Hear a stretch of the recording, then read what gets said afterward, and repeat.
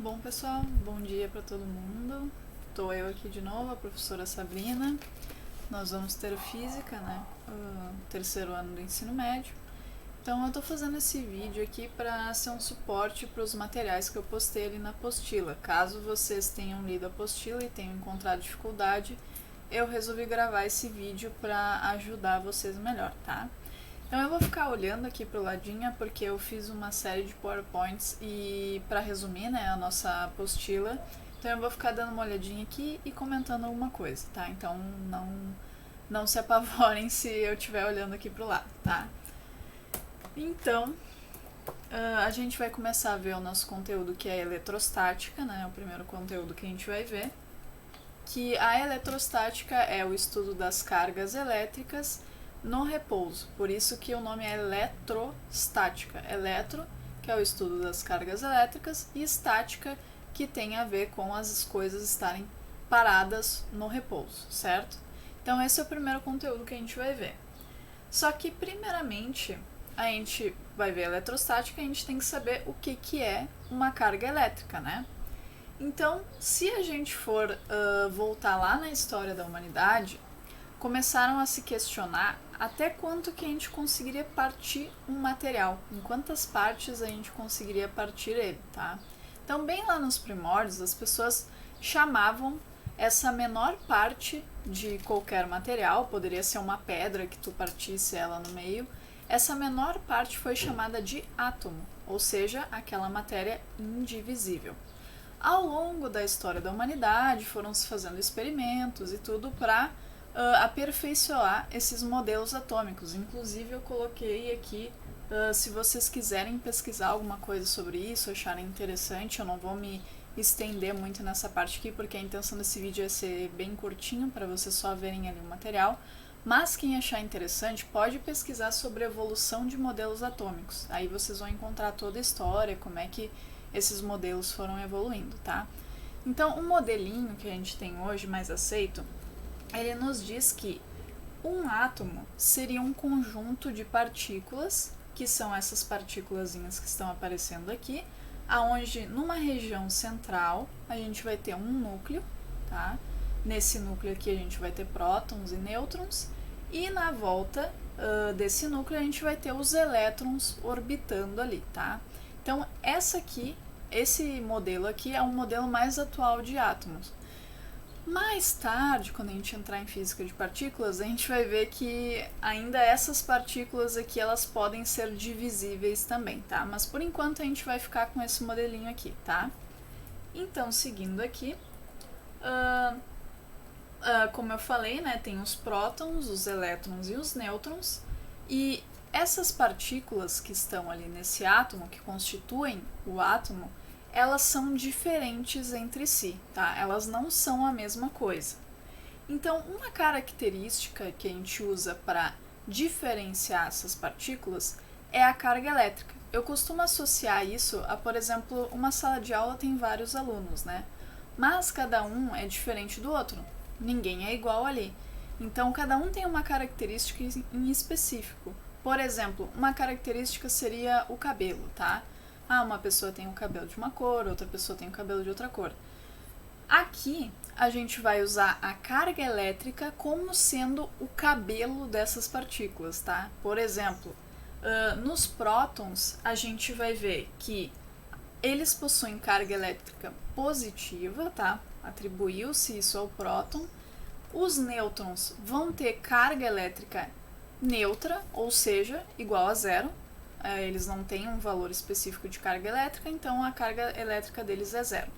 E a carga elétrica do elétron vai ser a carga negativa, tá? Então, essas cargas elétricas são características que diferenciam essas partículas que estão dentro de um átomo.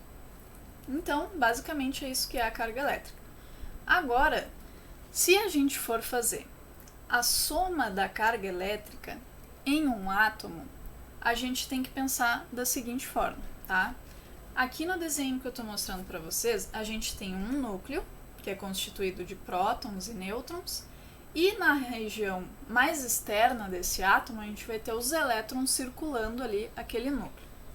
Se a gente for somar a carga elétrica total desse átomo aqui, eu botei aqui embaixo, ó, Q, que é o símbolo, é a letra que simboliza a carga elétrica.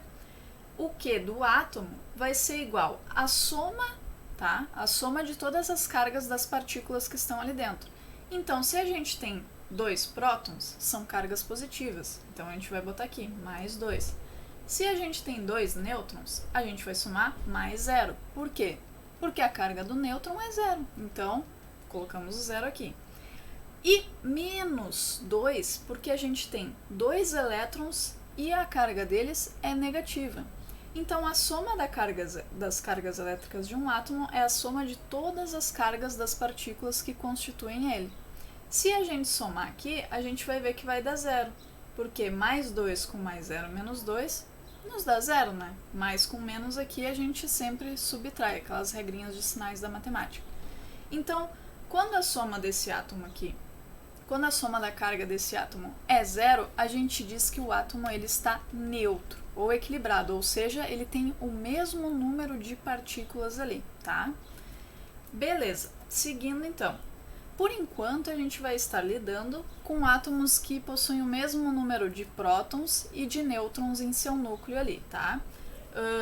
Por enquanto, a gente vai estar usando esses tipos de átomos. Depois a gente vai ver que não é bem assim que acontece, tá? Mas por enquanto vai ser isso. Então, outra coisa que é bem importante é o número atômico.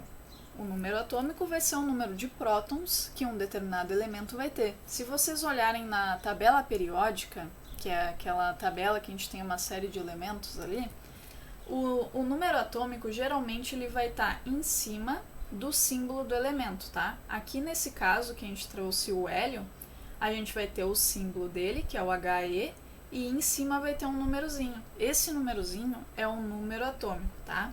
E o número atômico nos diz o número de prótons que esse elemento vai ter lá no núcleo dos átomos, tá?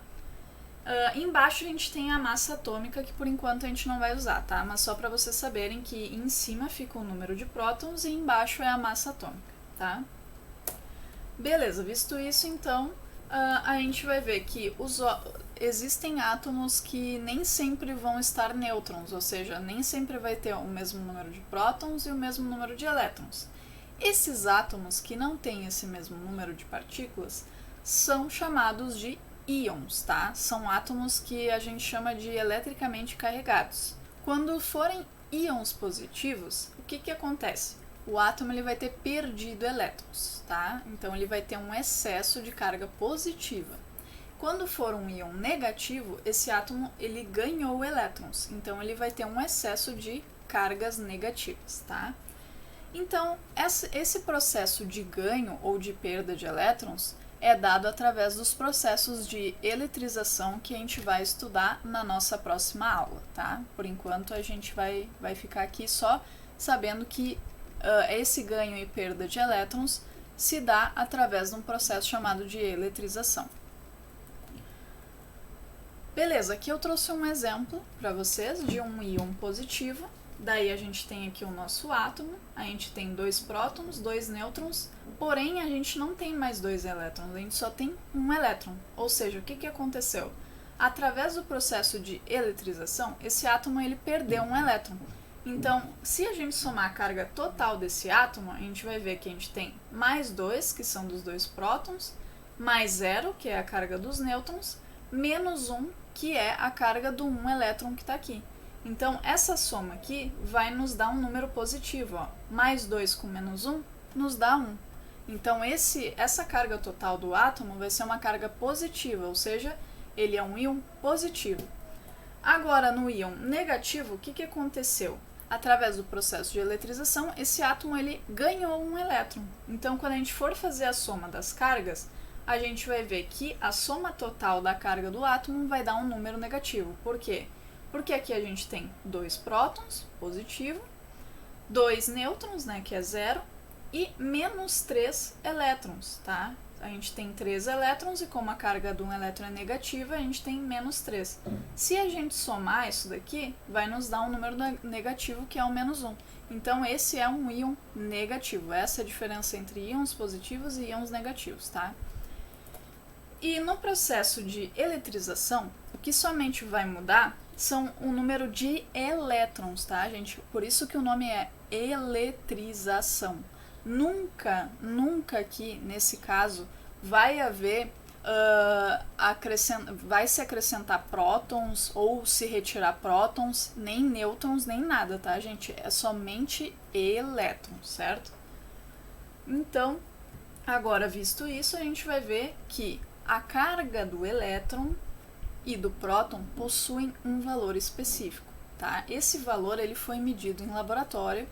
Para quem quiser saber mais, pesquise aqui, ó, esse experimento que eu coloquei. O nome do experimento é experimento de Millikan, que é como foi obtido esse valorzinho aqui da carga de um elétron, tá? Ao próton a gente atribui um valor de carga de 1,6 vezes 10 na menos 19 coulombs. Esse C aqui é a unidade de carga elétrica, tá? É o C grande aqui. Significa coulombs, que é em homenagem ao cientista Charles Coulomb, que estudou um pouco desses fenômenos elétricos, tá? Então, esse número aqui, ele é muito pequeno, gente. É porque é a carga de um prótonzinho, né? Vocês imaginam, o átomo já é uma coisa muito pequena. O próton é menor ainda. Então, o valor de carga elétrica dele é muito pequeno. A gente já viu o ano passado lá, em alguns cálculos que a gente fez lá de dilatação, que tinha ali o 10 na menos 5, 10 na menos 6, que era um número bem pequeno, né? Esse é 10 na menos 19, então é um número muito pequeno. Seria o 1,6, passando-se a vírgula para a esquerda, né? Seriam 19 zeros, então é um número extremamente pequeno, tá? E a carga do elétron, a gente atribui também o mesmo valor, porém a carga, aqui o sinal da carga é invertido, é o sinal negativo. Por isso que os elétrons são negativos e os prótons são positivos, tá? Beleza, vendo isso, a gente tem uma equação que a gente consegue calcular a quantidade de carga elétrica de um número determinado de partículas que a gente queira saber, tá? Então, essa equação, ela é bem simples, tá, gente? A equação nos diz o seguinte, ó, que a carga das partículas, que é esse Q grande, é igual ao número de partículas, simbolizado pelo N minúsculo, multiplicado por esse E, que é a carga ou de um elétron, que é negativa, ou a carga de prótons, que é positiva. Então, como é que a gente vai usar essa equação aqui? Eu trouxe aqui alguns exemplos, tá? O primeiro exemplo seria, como é que eu calculo a carga elétrica de 5 prótons? Então, o que eu vou fazer? O valor de Q é o que eu quero saber, é a carga elétrica, né? 5 é o número de partículas que eu quero saber de 5 prótons, tá? A carga do próton, a gente sabe que é 1,6 positivo vezes 10 a menos 9, tá? Então, basta a gente multiplicar o 5 pela carga dos prótons, que a gente vai ter a carga total dessas partículas. Então, a carga de 5 prótons é 8 vezes 10 na menos 19 coulombs. Lembrando uma coisinha do ano passado, que quando a gente vai multiplicar um número por um número que multiplica uma potência de base 10, a gente basta multiplicar esse número aqui por esse e conservar a nossa potência de 10, tá? Só lembrando isso aqui que a gente já viu ano passado. Beleza. Um outro exemplo, qual a carga elétrica de um átomo de alumínio neutro? Agora complicou um pouquinho mais, né? Porque antes a gente queria saber a carga de prótons, agora a gente quer saber a carga de um átomo inteiro. E em um átomo inteiro, a gente tem prótons, a gente tem nêutrons e a gente tem elétrons. Então a gente tem que fazer isso por partes. Primeiro, o número atômico aqui dele é 13. O que é o número atômico mesmo? O número atômico é o número de prótons. Se esse átomo está neutro, significa que a soma dessas cargas tem que ser zero, né? Então aí já dá pra gente tirar uma informação. A carga do átomo é zero, a gente sabe. Mas como é que a gente calcularia isso para comprovar? Se ele é nêutron, então ele vai ter 13 prótons e 3 elétrons. Só não vai ter o mesmo número de prótons e elétrons quando ele não for neutro, quando ele for negativo ou positivo, tá? Então, o que a gente faz? Primeiro a gente calcula a carga dos prótons. Vamos lá. São 13 prótons, a carga do próton é mais 1,6 vezes 10 na 19. Multiplicando 13 por 1,6, vamos ter 20,8 e mantemos a base ali, vezes 10 a menos 19. Essa é a carga total dos prótons nesse átomo. Agora a gente vai ver a carga dos elétrons, né? Como a gente sabe que é um átomo nêutron, significa que ele tem o mesmo número de elétrons. Então, é o mesmo número de elétrons que tem o número de prótons, tá? Então, se são 13 prótons, são 13 elétrons. Beleza, então é só fazer o 13 vezes menos 1,6 vezes 10 a menos 19. Vai dar o mesmo valor de carga dos prótons, porém com um sinal contrário.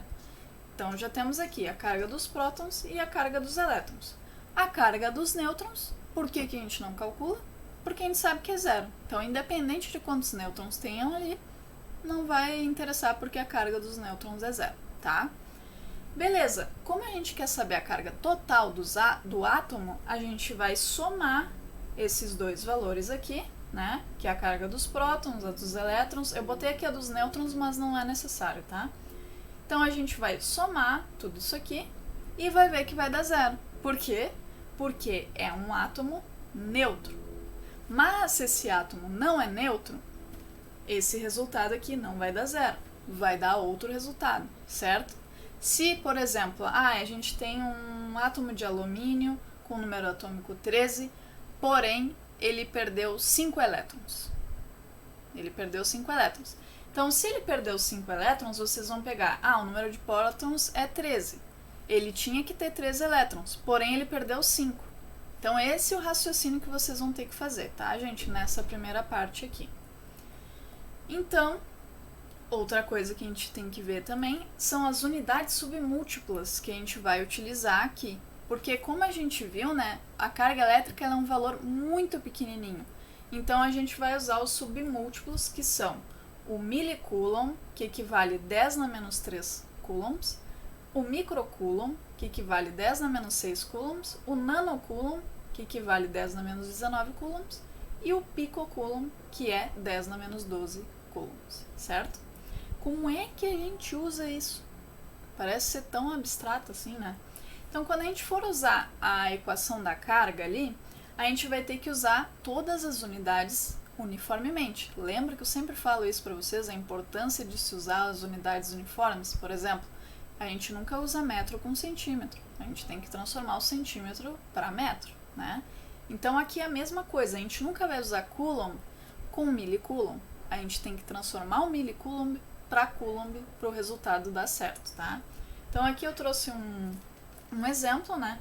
Ó, o exemplo diz o seguinte: foi medida a quantidade de menos 10 microcoulomb. Esse não é um microcoulomb, esse é um milicoulomb, tá? Aqui tá o símbolo. O Mzinho é o mili, e esse mi aqui, que a gente chama que é uma letra grega, que parece um mu com uma perninha mais comprida, é um micro, tá? Então, a gente tem ali menos 10 milicoulombs de carga de alguns elétrons, tá? Essa carga equivale a quantos elétrons? Ou seja, agora eu dei a carga, mas eu quero saber quantos elétrons que tem nessa quantidade de carga. Então, o que a gente tem que descobrir aqui é o N, né? Então, o que acontece? Eu vou botar ali as informações, o menos 10 milicoulombs é a carga, o N é o que a gente quer saber, e a carga dos elétrons, que são as partículas de interesse, é menos 1,6 vezes 10 a menos 19 coulombs. Só que aí eu não posso usar coulomb com milicoulomb. Então eu tenho que transformar esse milicoulomb em coulomb. E lá na tabelinha, se a gente olhar, o milicoulomb equivale a 10 a menos 3. Aqui, gente, é como se vocês pegassem esse M do mili e substituíssem pelo 10 a menos 3, tá? Então, quando for mili, vocês vão botar menos 10 vezes 10 a menos 3, aí vocês vão ter o coulomb.